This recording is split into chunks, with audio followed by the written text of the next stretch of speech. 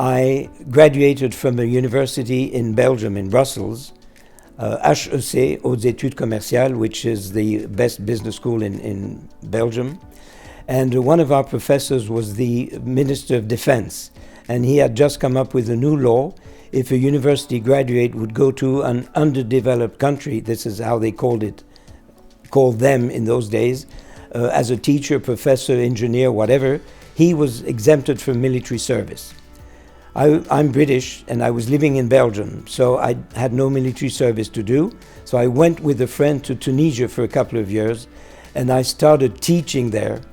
And I discovered that it was really very interesting to teach. But then it was not paying very much, and so I decided to get out of teaching and enter the business world, the real business world. And this is when I started with American Standard as an internal auditor.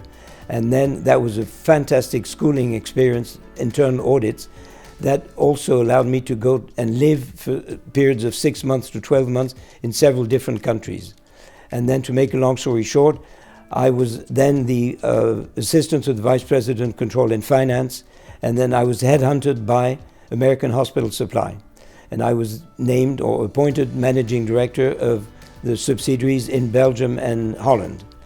And then I was transferred to Paris as the VP control and finance for Europe.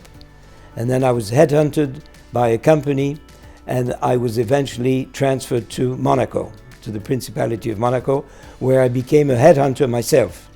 And I did headhunting all over Europe for about 4 years, and then I was headhunted by one of my clients, and that was Coca-Cola.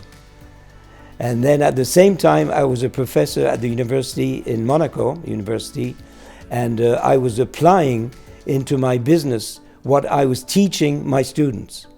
And I think that's the best schooling, because I believe that once you have succeeded in business, and whatever success means, okay?